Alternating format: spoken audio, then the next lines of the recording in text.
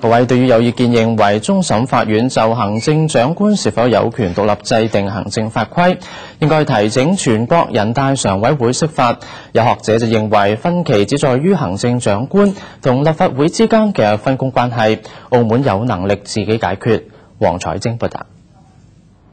由於中級法院同終審法院就行政長官有冇權獨立制定行政法規嘅問題持不同意見，認為終審法院應該提請全國人大常務委員會就呢個條款釋法。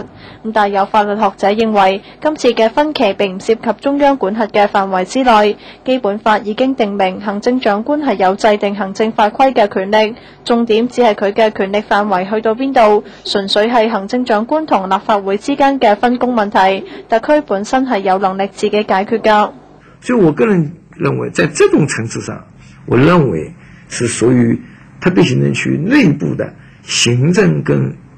立法之間，在一個具體的制定規範性文件上的一種分工啊。那麼這種分工呢，那麼終審法院解釋了，說是可以的，所以我就認同他這個問題。佢話基本法嘅制定係借鑑內地嘅憲法，而內地嘅做法亦都係容許相關機構獨立制定行政法規。那麼如果從內地的這個立法的背景來看呢，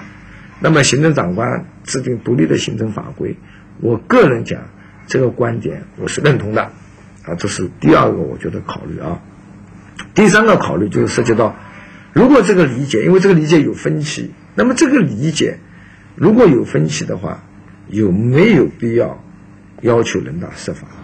佢認為為咗避免有類似嘅矛盾演變成政治問題，立法法係有盡早制定嘅必要，只有嚴格按照立法法嘅規定去做，先至唔會擾亂特區政府嘅運作。中級法院日前審理今年7月遭終審法院發還涉及行政法規同法律之間嘅衝突案件作出裁決。但過程入面，中級法院嘅見解同終審法院唔同。中級法院堅持行政長官制定行政法規嘅權力必須喺法律規定嘅框架之內行使，而終審法院就認為行政長官有